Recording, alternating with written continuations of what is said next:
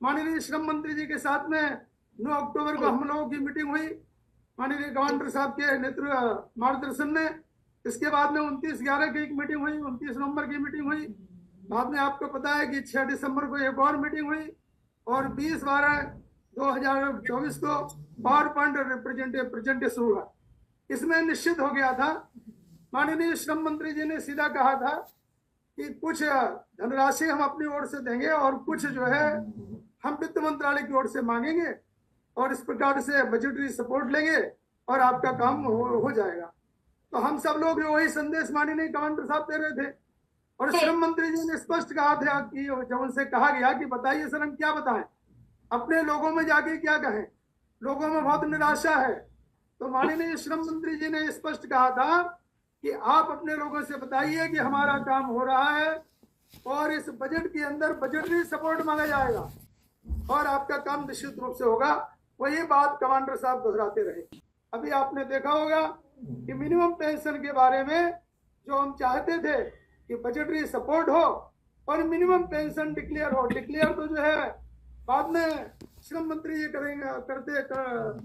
करते थे, लेकिन जो है वहां से अगर वित्त मंत्रालय से एक सहायता आती थी तो कितनी पेंशन देंगे, क्या देंगे, इसका सब जो है डिटेल्स बन के तैयार होता था, प्रारूप तैयार होता था और श्रम मंत्री जी के द्वारा, प्रधानमंत्री जी के द्वारा मिनिमम पेंशन की घोषणा की जाती थी।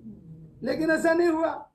जैसे ही बजट में प्रोविजन नहीं हुआ तो तुरंत हमारी लीगल टीम ने कमांडर साहब के मार्गदर्शन में तुरंत एक पत्र लिखा और इतना सुंदर पत्र लिखा, कम शब्दों में पत्र है, डांगे साहब ने पत्र बनाया हुआ है, कम शब्दों में पत्र है कि वित्त मंत्रालय ने क्या बजटरी सपोर्ट में क्या क्या दिया है और मिनिमम पेंशन के बारे में कोई बात बजट में नहीं रिफ्लेक्ट हुई है और श्रम मंत्री जी के आश्वासन के अनुसार इसको तुरंत आज ही डिक्लेयर किया जाए।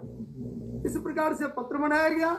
वो पत्र जहां वहां था योग्य जगह पे पहुंचाया गया और सबको श्रम मंत्री जी का ध्यान जो है उसकी ओर आकर्षित किया गया है। हायर पेंशन के मुद्दे में हम आप स्पष्ट रूप से उन्होंने कहा था, क्योंकि हायर पेंशन के बारे में श्रम मंत्री जी ने 30 दिसंबर की मीटिंग में स्पष्ट आदेश दिए थे कि 31 मार्च तक किसी भी हालत में इस विषय को खत्म किया जाए, इसको निपटाया जाए, कोई केसेस पेंडिंग ना रखे जाए।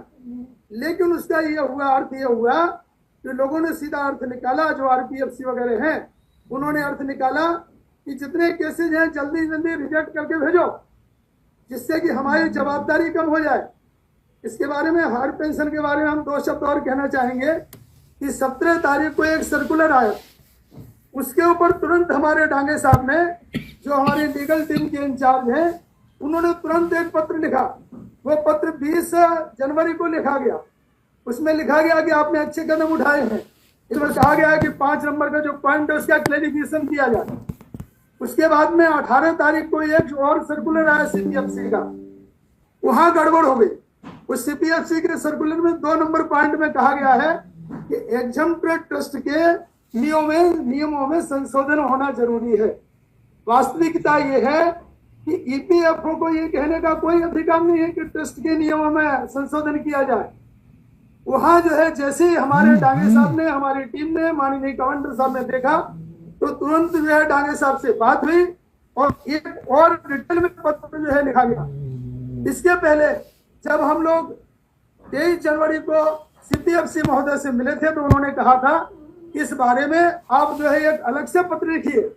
23 जनवरी का जो पत्र माननीय डांगे साहब ने लिखा था उसके ऊपर उन्होंने कहा कि एक और पत्र आप लिखिए जिसमें डिटेल में क्लैरिफिकेशन हो। वह पत्र जो है 3 फरवरी 2023 को 2025 को लिखा गया है, 3 फरवरी 2025 को, जिसको हम लोगों ने दे दिया है वहां।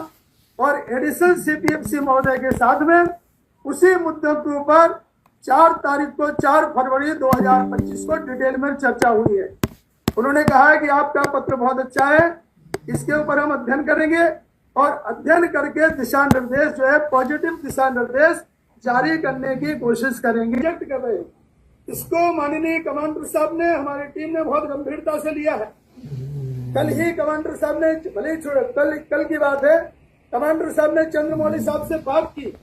उन्होंने कहा कि सर हमारे 3 तारीख के सर्कुलर को ध्यान से पढ़िए तो उन्होंने कहा कि इसको मैं पूरी ध्यान से पढ़ूंगा और जल्दी से जल्दी इस विषय को निपटाने की कोशिश करूंगा, ये उनके शब्द थे। इसलिए हमें बिल्कुल चिंता करने की आवश्यकता नहीं है।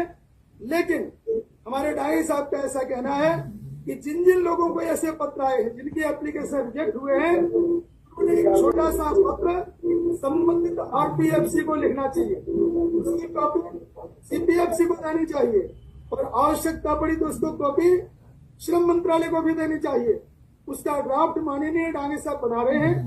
आज शाम तक जो है वो आपके जो हमारा व्हाट्सएप है उसके ऊपर डिस्प्ले कर दिया जाएगा। आपसे निवेदन है कि जिन जिन के एप्लीकेशन रिजेक्ट हुए हैं वो व्यक्तिगत रूप से वैसा पत्र लिखें, जैसा कि हमारे लीगल टीम के इंचार्ज माननीय डांगे साहब ने कमांडर साहब के गाइडलाइंस पे उनके मार्गदर्शन में दिए